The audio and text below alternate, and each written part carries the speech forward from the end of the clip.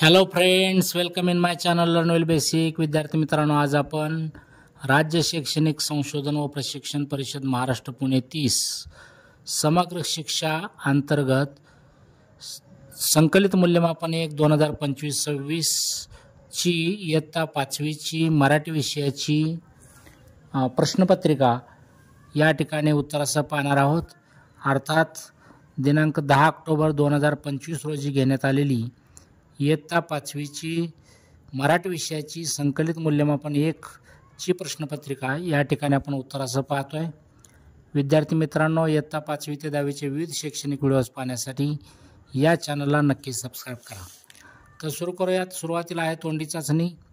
प्रश्न 1, खालील चित्राचे निरीक्षण कर व विचारलेल्या प्रश्नांची उत्तरे सांग. त्यातला अ, चित्र कोणत्या सणाविषयी आहे ते सांग. गुण 1. आ, चित्राचे 7 ते 8 वाक्यात वर्णन कर. गुण 4. तर या प्रश्नाचं उत्तर आपल्याला तोंडी द्यायचं आहे. प्रश्न दुसरा, खालील परिच्छेद वाच व त्यावर आधारित विचारलेल्या प्रश्नांची उत्तरे सांग. 5 गुणांसाठी हा प्रश्न आहे.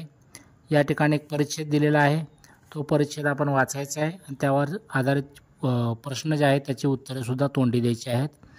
त्यातला अ आहे, वरील परिच्छेदात कोणत्या ऋतूचा उल्लेख आला आहे ते सांग. आ, दिलेल्या परिच्छेदावर आधारित 2 प्रश्न तयार कर व सांग. ई, मुलांना केव्हा मौज वाटली ते सांग. आता पाहूया लेखी चाचणी. प्रश्न तिसरा, खाली दिलेल्या कवितेच्या ओळी तुझ्या कल्पनेने पूर्ण कर. या ठिकाणी काही कवितेच्या ओळी आहेत, परंतु अपूर्ण आहेत त्या ओळी. आपल्याला गाळलेल्या जागी काही शब्द ठेवून कविता पूर्ण करायची आहे. या प्रश्नाचं उत्तर प्रत्येकाचं वेगळं असू शकतं. उदाहरणादाखल मी अशा पद्धतीने कविता पूर्ण केली पहा. रानातली चिमणी आली अंगणी, चिवचिव करत राहिली. छोट्याशा घरट्यात छोटीशी पिले, पाहून मन माझे आनंदी झाले. तेव्हा हे शब्द मी ठेवलेले आहेत त्या ठिकाणी.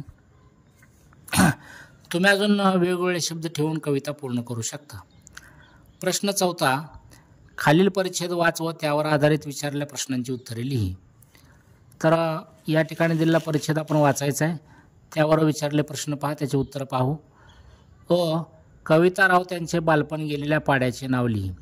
तर कविता राव त्यांचे बालपण गेलेल्या पाड्याचं नाव आहे सावरपाडा. आ, सावरपाड्यातील लोकांना कोणत्या गोष्टीसाठी संघर्ष करावा लागत असे ते 2 ते 3 वाक्यात लिही. तर याचं उत्तर आपण असं लिहू शकतो. सावरपाड्यातील लोकांना पाण्याच्या शोधासाठी तिथे मैलोनमैल भटकंती करावी लागे. हा डोंगरदऱ्यांनी वेढलेला आदिवासी पाडा आहे. अनवाणी पायाने चालणे, लाकूड फाटा गोळा करणे अशा बाबी तिथल्या लोकांना कराव्या लागत. ई, तुला उपयोगी पडतील असे कविता राऊत यांचे 2 गुण लिही म्हटले. तर हा स्वमतावर प्रश्न आहे. या ठिकाणी मी लिहिलेलं उत्तर पहा. जिद्द, चिकाटी, सहनशीलता, प्रतिकूल परिस्थितीत कुरकुर न करणे, हार न मानता जीवन जगणे. तुम्ही अजून वेगळे गुण या ठिकाणी लिहू शकता. प्रश्न 5वा, तुझ्या शाळेतील क्रीडा स्पर्धेदरम्यान मैदानावर पाळावयाची शिस्त यासंबंधी 4 सूचना तयार कर व लिही. तर या प्रश्नाचं उत्तरही प्रत्येकाचं वेगळं असू शकतं. नमुन्यादाखल मी लिहिलं उत्तर पहा. पहिली सूचना, मैदानावर गैरवर्तन किंवा इतरांना त्रास होईल असे वर्तन करू नये. 2, मुले व मुली यांना नेमून दिलेल्या जागेवर बसावे. 3, शिक्षकांनी दिलेल्या सूचनांचे पालन करावे. 4, आपल्याजवळ असलेल्या मुलांना ढकलाढकली करू नये. 5, खेळाडू व प्रेक्षक यांनी नियमांचे पालन करावे. 6, इतर प्रेक्षकांना खेळ बघण्यास अडथळा येईल असे वर्तन करू नये. अजून तुम्ही वेगवेगळ्या सूचना लिहू शकता. प्रश्न 6वा, तुझ्या मित्राने किंवा मैत्रिणीने चित्रकला स्पर्धेत प्रथम क्रमांक मिळवल्याबद्दल त्याचे किंवा तिचे अभिनंदन करणारे पत्र लिही. तर या प्रश्नाचं उत्तर प्रत्येकाचं वेगळं असू शकतं. तुम्ही तुमच्या स्वतःच्या शब्दामध्ये हे पत्र लिहू शकता. प्रश्न 7वा, खालील सूचनांनुसार कृती कर. अ, आभाळ माया या शब्दात दडलेले 2 अर्थपूर्ण शब्द लिही. तर आभाळ आणि माया हे 2 अर्थपूर्ण शब्द आपल्याला लिहिता येतील. आ, खाली दिलेल्या शब्दसमूहांचा उपयोग करून वाक्य तयार कर व लिही. तर या प्रश्नाचं उत्तरही प्रत्येकाचं वेगळं असू शकतं. नमुन्यादाखल उत्तर पहा. पानवठा, आमच्या घराशेजारी असलेल्या पानवठ्यावर खूप गर्दी असे. दुसरा आहे चौक, प्रत्येक शहरात आपण ठिकठिकाणी अनेक चौक पाहतो. ई पहा, खाली दिलेल्या वाक्प्रचाराचा वाक्यात उपयोग करून लिहि म्हटलंय. सुगावा लागणे, तर याचा मी अशा पद्धतीने वाक्यात उपयोग केला. अनेक प्रयत्न करूनही पोलिसांना चोराचा सुगावा लागेना. प्रश्न 8वा, खालील सूचनानुसार कृती कर. खालील वाक्यातील अधोरेखित शब्दाचे लिंग बदलून वाक्य पुन्हा लिही. माझ्या मैत्रिणींना पिशवी खूप आवडली. तर मैत्रिणींना या शब्दाचं लिंग बदलायचं आहे, असं होईल माझ्या मित्रांना पिशवी खूप आवडली. खालील वाक्याचे भविष्यकाळी वाक्य तयार कर म्हटले. मुले मैदानावर खेळत आहेत.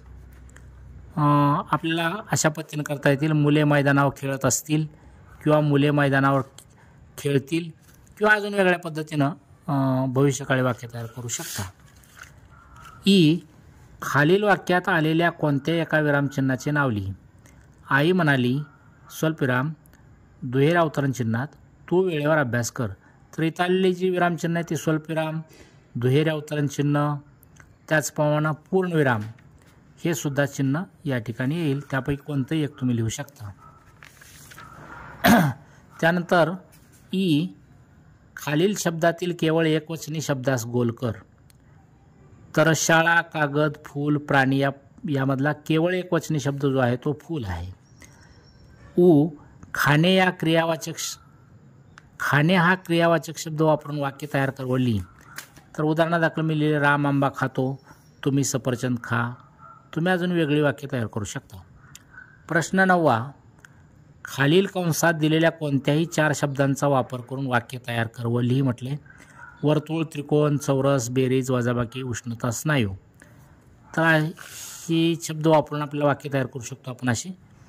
उदाहरणार्थ वर्तुळ, 7 सेमी त्रिज्येचे वर्तुळ काढा. त्रिकोणाच्या तिन्ही कोणांच्या मापाची बेरीज 180 अंश असते. चौरसाच्या 4ही बाजू समान लांबीच्या असतात. त्यानंतर बेरीज, 2 व 3 यांची बेरीज 5 येते. तर अशा पद्धतीनं तुम्ही वाक्य तयार करू शकता. प्रश्न 10वा, खालील परिच्छेद वाच व त्यावर आधारित विचारलेल्या प्रश्नांची उत्तरे लिही. आता परिच्छेद वाचा तुम्ही. त्यातला पहा, परिच्छेदातील मुलाच्या घराशेजारी कोणाचे घर आहे ते लिही. तर परिच्छेदातील मुलाच्या शेजारी शिंदे आजोबाचं घर आहे. त्यानंतर आई बाबा बाहेर गेल्यावर मुलाला कोणाचा आधार असतो. तर त्याचं उत्तर लिहिता येईल आपल्याला. आई बाबा बाहेर गेल्यावर मुलाला त्याच्या शेजारी राहणाऱ्या आजी आजोबांचा आधार असतो किंवा शिंदे आजी आजोबांचा आधार असतो असं लिहिलं तरी चालेल. परिच्छेदातील मुलगा आजी आजोबांना कशी मदत करतो ते 2 ते 3 वाक्यात लिही. परिच्छेदातील मुलगा आजीला मार्केटमधून वस्तू आणून देतो. आजीला फळीवरच्या वस्तू काढून देतो. आजोबांना रात्रीचं डोळ्याने कमी दिसतं त्यावेळेस तो आजोबांना मदत करतो. एखाद्या गरजू व्यक्तीला तू कशा प्रकारे मदत करशील ते लिही. तर हा स्वमतावरचा प्रश्न आहे. उदाहरणार्थ पहा, मी लिहिलं उत्तर, बसमध्ये वृद्ध लोक आले तर त्यांना बसण्यास जागा शोधून देईन. किंवा एखादा भुकेला किंवा तहानलेला मुलगा रस्त्यावर दिसला तर माझ्या डब्यातील अन्न देईन व बाटलीतील पाणी देईन, वगैरे वगैरे पण उत्तर लिहू शकतो. प्रश्न 11वा, खाली दिलेल्या मुद्द्यांच्या आधारे गोष्ट तयार करून लिही व गोष्टीला समर्पक शीर्षक दे असं म्हटलंय. एक जंगल, हत्तीचे आगमन, इतर प्राण्यांना मैत्रीची विचारणा, प्राण्यांचा नकार, वाघाचे आगमन, प्राण्यांची घाबरगुंडी, हत्तीचे धाडस, वाघाचे पलायन, प्राण्यांचा आनंदोत्सव, हत्तीशी मैत्री वगैरे मुद्दे दिलेले आहेत. तुम्ही ही गोष्ट तुमच्या स्वतःच्या शब्दात तयार करू शकता. प्रत्येकाचं उत्तर या ठिकाणी वेगळं असू शकतं. तेव्हा विद्यार्थी मित्रांनो, इयत्ता 5वी ते 10वीचे असे विविध शैक्षणिक व्हिडिओज पाहण्यासाठी या चॅनलला नक्की सबस्क्राईब करा. धन्यवाद.